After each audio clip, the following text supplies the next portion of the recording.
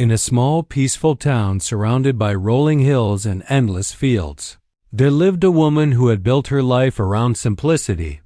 Her days were filled with the kind of quiet joy that comes from living close to nature.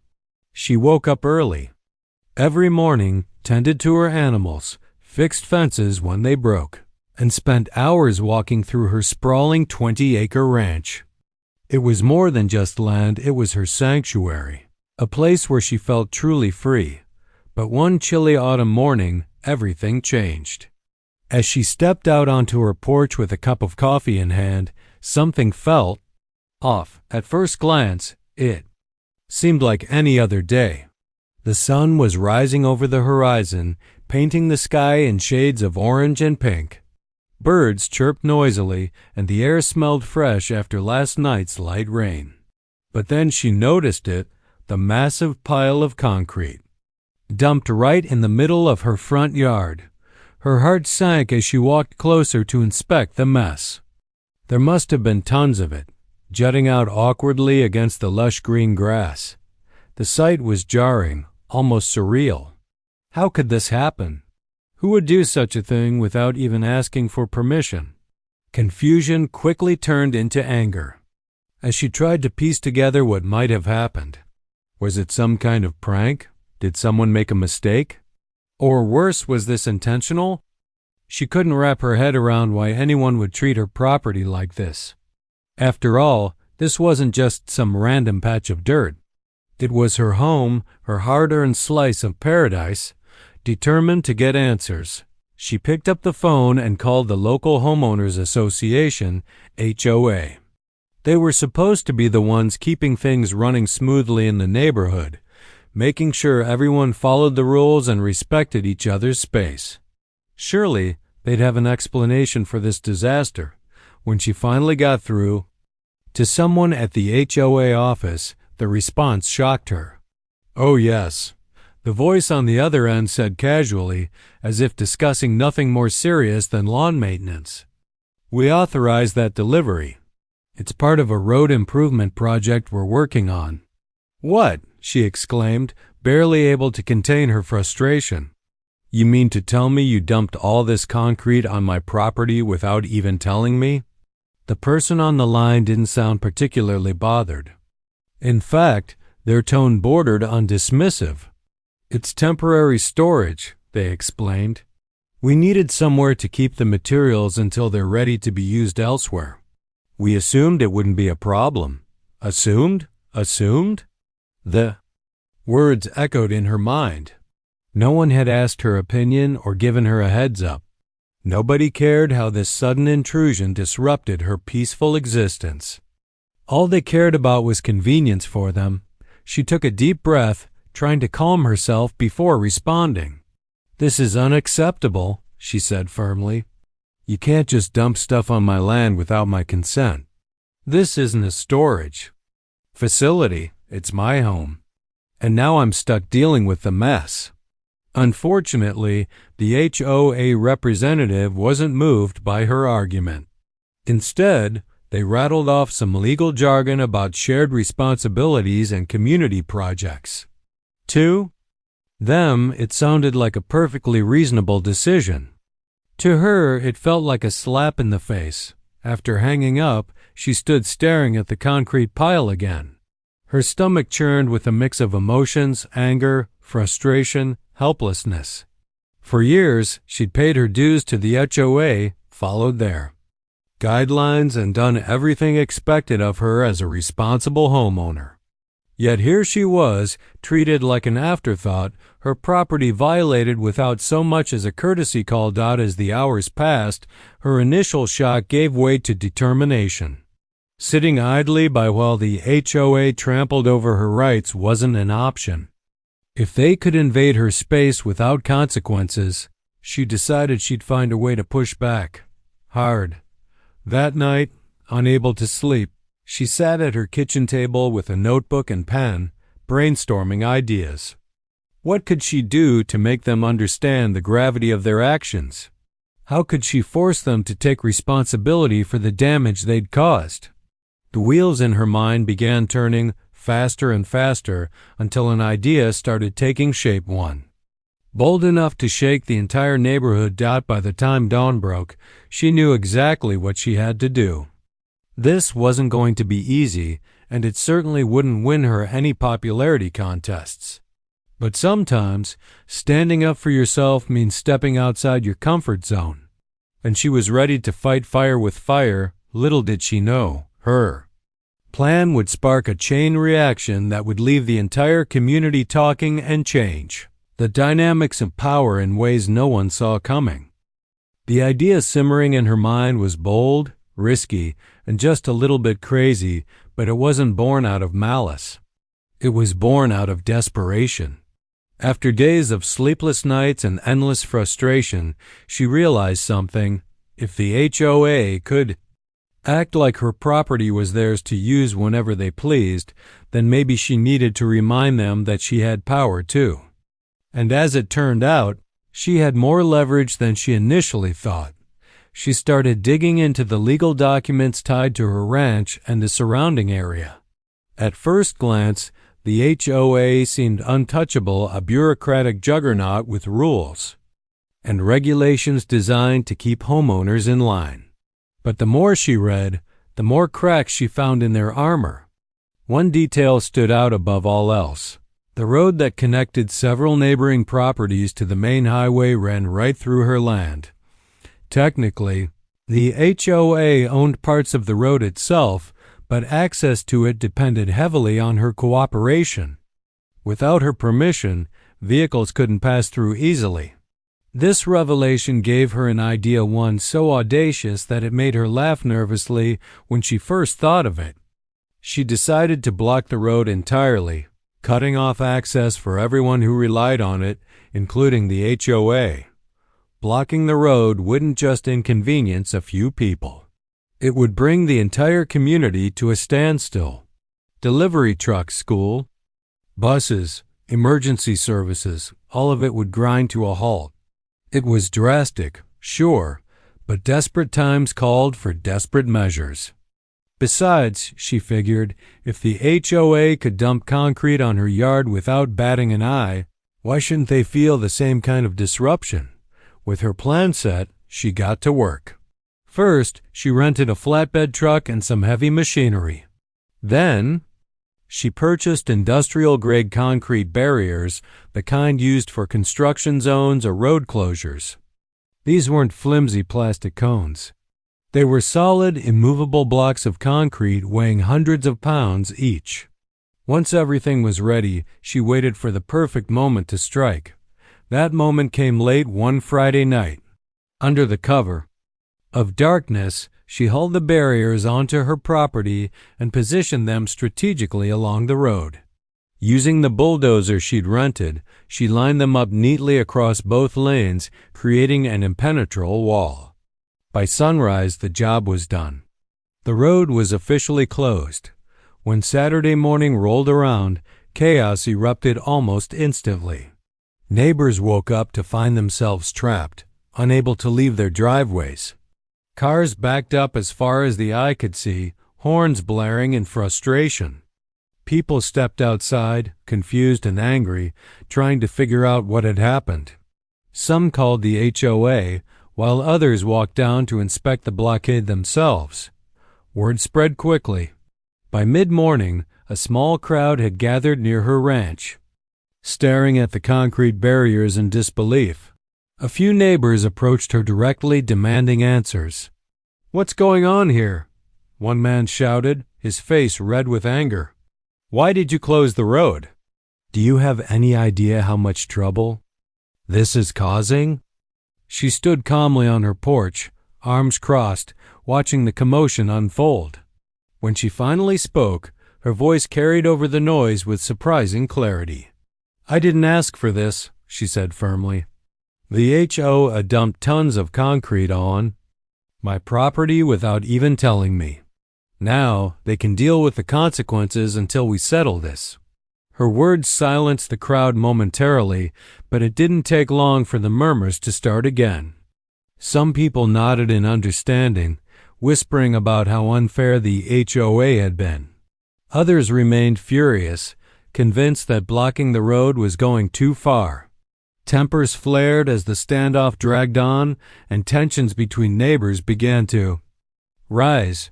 Meanwhile, the HOA scrambled to respond.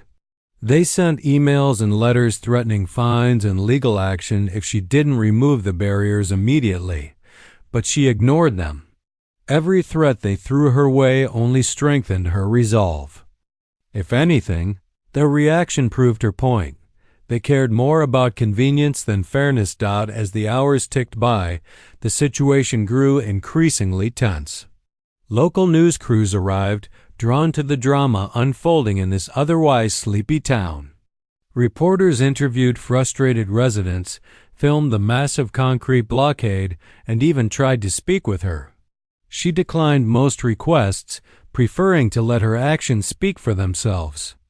Still, the media attention amplified the pressure on everyone involved, including the HOA. By Sunday evening, the blockade had become the talk of the town. Conversations at grocery stores, gas stations, and dinner tables revolved around one question. What was she thinking? To some, she was a hero, a lone voice standing up to an oppressive system. To others, she was reckless and selfish, willing to disrupt lives just to make a point. Either way, no one could deny that she had succeeded in grabbing the HOA's attention. Behind the scenes, she prepared for the inevitable fallout. She consulted with lawyers, gathering evidence of the HOA's negligence and documenting every interaction she'd had with them. She knew the blockade wouldn't last forever, but she also knew it had already served its purpose, forcing the HOA to acknowledge her grievances and opening the door for real negotiations. Despite the mounting pressure, she felt a strange sense of satisfaction. For years, she'd played by the rules, hoping the HOA would treat her fairly. But now, she realized that fairness often requires pushing back, even if it means ruffling feathers along the way. As she watched the chaos from her porch, she couldn't help but smile. The HOA might have underestimated her before, but they wouldn't make that mistake again. By Monday morning, the blockade had turned into a full-blown crisis. The small town that usually hummed with quiet routines was now buzzing with tension and frustration. Neighbors who rarely spoke to each other were suddenly gathered in clusters, debating what to do next. Some vented their anger at the woman behind the blockade, while others quietly sympathized with her cause. The HOA, meanwhile, looked like it was scrambling to put out a fire it hadn't seen coming. The chaos wasn't just limited to the road itself. Delivery trucks carrying groceries, medical supplies, and construction materials were stuck miles away, unable to reach their destinations. Parents grew anxious as school buses failed to show up, leaving kids stranded at bus stops. Even emergency services were affected. Ambulances couldn't get through without taking long detours, raising concerns about response times in case of an actual emergency. As the hours dragged on, tempers flared higher. A group of neighbors marched up to her ranch, demanding answers. They weren't hostile exactly, but they were clearly upset. One man stepped forward, his voice tight with frustration. "Look, we understand you're mad at the HOA," he said, gesturing toward the concrete barriers. "But this isn't just affecting them, it's messing with all of us. People have jobs to get to, appointments to keep. You can't hold the whole neighborhood hostage over this." She listened patiently, letting him finish before responding. When she finally spoke, her tone was calm but firm. "I didn't ask for any of this," she said, pointing to the pile of concrete still sitting in her yard. "They dumped that there without even telling me. No warning, no permission, nothing. Do you think I wanted to wake up to that mess? This is my home, not their dumping ground. If the HOA won't listen when I talk, maybe they'll listen when I act." Her words silenced the crowd for a moment, but the murmurs started again almost immediately. Some people nodded reluctantly, acknowledging her point. Others remained unconvinced, muttering under their breath about how extreme her actions were. A young mother holding her toddler chimed in, her voice tinged with both frustration and curiosity. "Okay, fine, you've got a reason to be upset, but blocking the road? That's punishing everyone else for something the HOA did. Is that really fair?" It was a valid question, one she'd already wrestled with herself. She took a deep breath before answering. "Fair?" she repeated, her voice rising slightly. "What's fair is that the HOA should have asked before using my property like it belonged to them. What's fair is that they clean up their mess and apologize for treating me and all of us like we don't matter. Until that happens, I'm not moving these barriers." The exchange ended with no resolution, but it planted seeds of doubt in some of the neighbors' minds. As the crowd dispersed, a few lingered behind, whispering among themselves. One older man approached her cautiously, his expression thoughtful. "You know," he said quietly, "you might be onto something. The HOA has been running roughshod over us for years. Maybe it's time someone stood up to them. Just try not to burn the rest of us in the process, okay?" His comment struck a chord. She appreciated the honesty, even if it stung a little. Deep down, she knew her actions weren't without collateral damage. But she also believed that sometimes shaking things up was the only way to spark real change. While the neighbors debated among themselves, the HOA was busy plotting its next move. By Tuesday afternoon, they sent a formal letter threatening legal action if she didn't remove the barriers within 24 hours. It was written in cold, impersonal language, the kind designed to intimidate rather than resolve. Predictably, it only made her dig in deeper. That evening, local news crews descended on the scene, turning the blockade into a spectacle. Reporters set up cameras near the barriers, interviewing frustrated residents and broadcasting live updates. One anchor described the situation as a modern-day David versus Goliath showdown, which earned a wry smile from her when she heard it later. The media attention brought the story to a wider audience, shining a spotlight on the HOA's questionable practices. Calls and emails flooded into the HOA office, with outsiders weighing in on the dispute. Some supported her, praising her courage. Others criticized her methods, calling her reckless. Amidst the chaos, cracks began to form within the community itself. Not everyone agreed with her approach, but more people than she expected admitted privately that they'd grown tired of the HOA's heavy-handed tactics. A retired teacher named Linda stopped by her ranch one afternoon, bringing homemade cookies as a peace offering. "I don't condone what you've done," Linda said bluntly, setting the plate on the kitchen table. "But I will say this, you've got guts, and honestly, someone needed to call the HOA out. They've been walking all over us for too long." Linda's visit marked a turning point. Slowly but surely, a small faction of neighbors began rallying around her cause. They didn't openly endorse the blockade, but they started speaking up about their own grievances with the HOA. Stories poured out about fines imposed for trivial violations, projects approved without proper consultation, promises broken time and again. For the first time in years, people were talking about the HOA not as an untouchable authority, but as an organization, accountable to the community it served. The mounting pressure forced the HOA to take drastic measures. On Wednesday morning, representatives showed up at her ranch unannounced, hoping to negotiate face-to-face.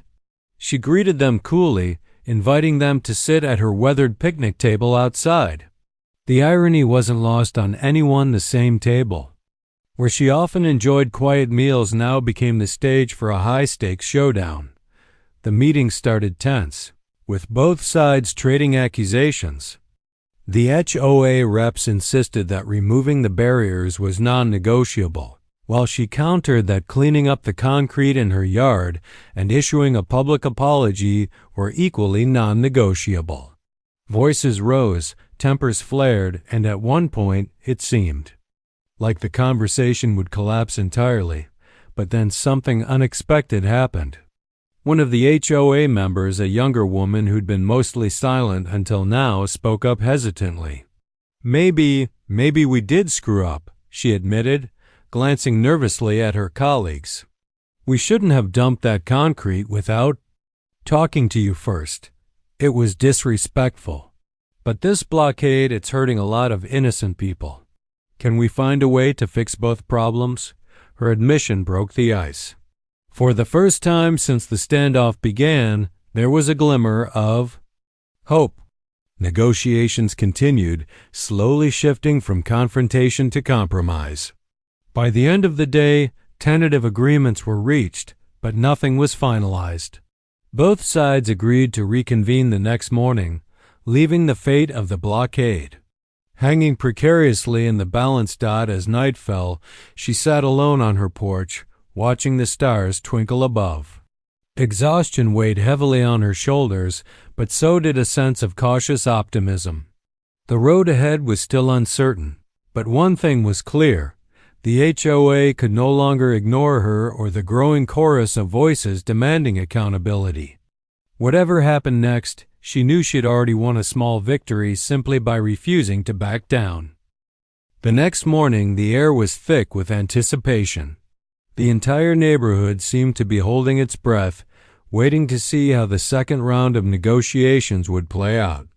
Word had spread quickly that talks were happening again, and this time, more people showed up, not just neighbors, but also curious onlookers who wanted a front-row seat to the drama unfolding in their otherwise sleepy town. When the HOA representatives arrived at the ranch, they looked noticeably different from the day before. Gone were the stiff postures and condescending tones. Instead, there was an air of humility, or at least the appearance of it. They carried folders stuffed with papers and wore expressions that suggested they were ready to negotiate in earnest. For her part, she sat calmly at the picnic table, a steaming cup of coffee in hand, prepared for whatever came next. The meeting started with awkward pleasantries, polite smiles, forced small talk about the weather, but it didn't take long for the conversation to dive back into the heart of the matter. One of the HOA reps, clearly designated as the spokesperson, cleared his throat and began. "We understand your concerns," he said carefully, glancing at his notes, "and we're willing to address them. We'll remove the concrete from your yard immediately and cover any damages caused by our actions." She listened intently, her face unreadable. When he paused, expecting some kind of reaction, she simply nodded. "That's a start," she said evenly, "but it's not enough." Her response caught him off guard. He blinked, unsure how to proceed. "What else are you looking for?" he asked, his voice tinged with frustration. "We're trying to meet you halfway here." She leaned forward slightly, her gaze steady. "Here's what I need," she began, ticking off points on her fingers. "First, I want a written guarantee that no future projects will encroach on my property without my explicit permission. Second, I want reduced HOA fees for all affected neighbors as compensation for the disruption caused by both the concrete dumping and the blockade. And third, I want a public acknowledgement of wrongdoing and apology issued not just to me, but to the whole community." The room fell silent. Her demands weren't unreasonable, but they were firm and non-negotiable. The HOA reps exchanged uneasy glances, whispering among themselves. Finally, the spokesperson spoke again. "Some of those requests might be difficult to fulfill," he hedged, choosing his words carefully.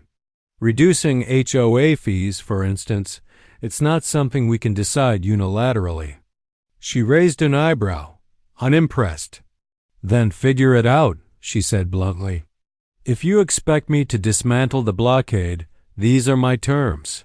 Take it or leave it. Tension crackled in the air as both sides dug in their heels. Hours passed, with tempers flaring and voices rising. At one point, it seemed like the talks might collapse entirely when one of the HOA members slammed his folder shut in frustration. "This is ridiculous," he snapped. "You're holding the entire neighborhood hostage over a pile of concrete." His outburst sparked a heated argument, with accusations flying back and forth. But amidst the chaos, something remarkable happened. A retired judge who lived nearby and had been quietly observing the proceedings stepped in to mediate. Known for his fairness and sharp mind, he suggested bringing in neutral third parties to help broker a deal. Both sides reluctantly agreed, eager to break the deadlock. With the mediator guiding the conversation, the tone shifted. Instead of shouting matches, there were measured discussions. Instead of ultimatums, there were compromises. Slowly but surely, progress began to emerge. By late afternoon, they reached a tentative agreement. The HOA would remove the concrete within 48 hours, provide modest fee reductions for affected homeowners, and issue a formal apology during the next community meeting. In return, she promised to remove the barriers immediately after the cleanup began. As the sun dipped below the horizon, signaling the end of another long day, everyone involved felt drained but cautiously optimistic. The HOA reps packed up their folders and left, muttering about how much trouble one person could cause. Meanwhile, she stayed behind, sitting alone at the picnic table as the last rays of sunlight bathed the ranch in golden hues. Neighbors lingered nearby, hesitant to approach her directly, but unable to resist asking questions. "So, does this mean it's over?" One woman ventured, clutching her sweater tightly around her shoulders. "It's not over yet," she replied thoughtfully, "but it's close." Her answer satisfied no one completely, but it was honest. While the negotiations marked a turning point, she knew better than to celebrate prematurely. Promises were easy to make, but keeping them was another story altogether. Still, there was a sense of vindication in knowing she'd pushed the HOA to the brink. They couldn't ignore her anymore, and neither could anyone else. Over the next 2 days, the cleanup operation began. Workers hired by the HOA arrived early in the morning, hauling away the massive pile of concrete that had become the source of so much conflict. She watched silently from her porch, arms crossed, as truck after truck carted off the debris. Each load felt like a weight lifting, not just from her property, but from her shoulders too. Meanwhile, news of the resolution spread throughout the community. Some residents praised her for standing up to the HOA, while others remained critical of her methods.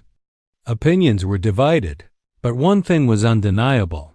The blockade had ignited a broader conversation about accountability and transparency within the HOA.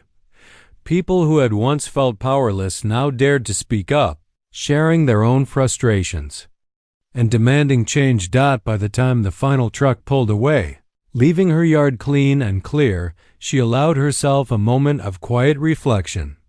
Standing in the middle of the freshly mowed grass, she took a deep breath, letting the cool evening air fill her lungs. It had been a long, exhausting battle, one that tested her patience, resolve, and faith in humanity. But through it all, she never wavered.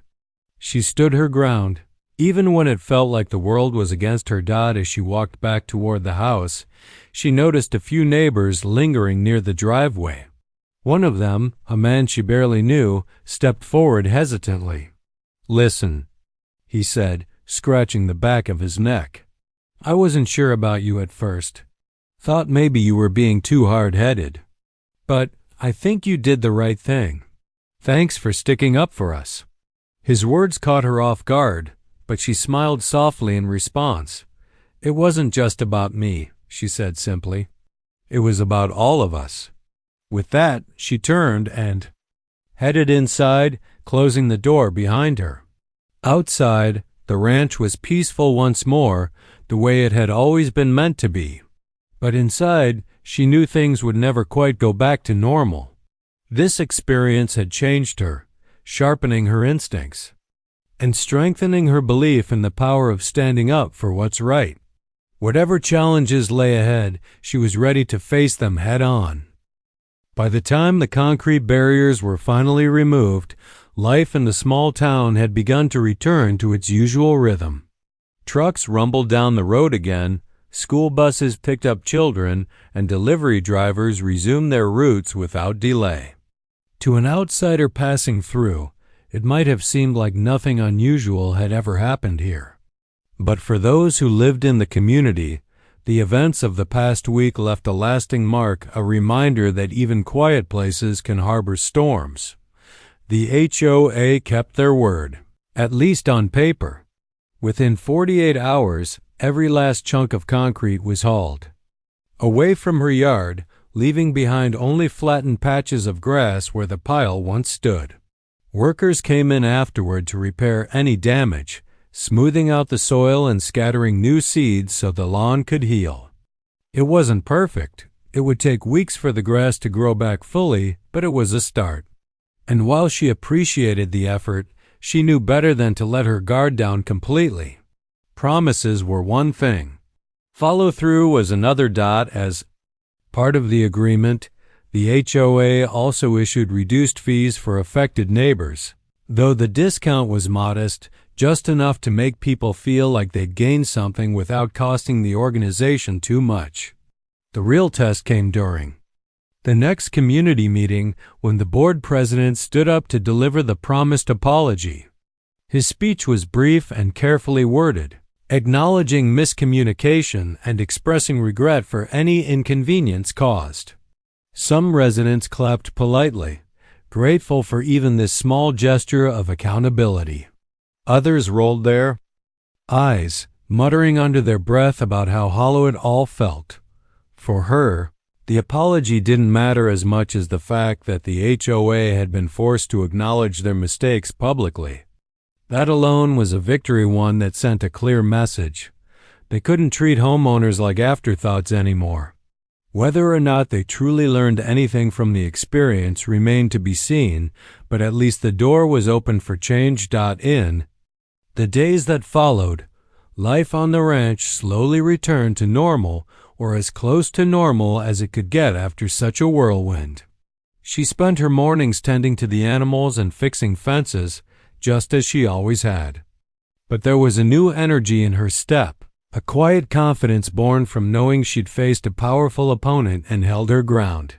Friends and acquaintances stopped by more often than before, some to thank her for standing up to the HOA, others simply to chat about what had happened. Conversations that once revolved around weather forecasts and crop yields now included discussions about transparency, fairness, and the importance of speaking up, even when it's uncomfortable. Not everyone saw her as a hero, of course. A handful of neighbors still harbored resentment over the blockade, convinced that her methods had gone too far. They avoided eye contact when they passed her on the road or whispered disapprovingly behind closed doors. She understood their frustration. After all, she hadn't exactly made things easy for anyone. But she also believed that sometimes shaking things up was necessary to spark meaningful change. If a little disruption could force people to confront long-standing issues, then maybe it was worth it. One afternoon, as she sat on her porch sipping tea, she noticed a familiar face approaching. It was Linda, the retired teacher who had brought her cookies during the height of the standoff. This time, she carried a basket filled with fresh baked bread. "Thought you could use this," Linda said with a warm smile, setting the basket down on the table. "You've earned it." She laughed softly, touched by the gesture. "Thanks, Linda. I appreciate it." Linda pulled up a chair and sat beside her, gazing out at the sprawling fields. For a while, neither of them spoke. Then, after a pause, Linda broke the silence. "You know, I've been thinking a lot about what happened," she said thoughtfully. People talk about how divided we are now, how no one trusts each other anymore. But I think what you did, it brought us together in a weird way. Sure, we argued, and some folks are still mad. But for the first time in years, we're actually talking to each other instead of just complaining behind closed doors. Her words struck a chord. She nodded slowly, considering them.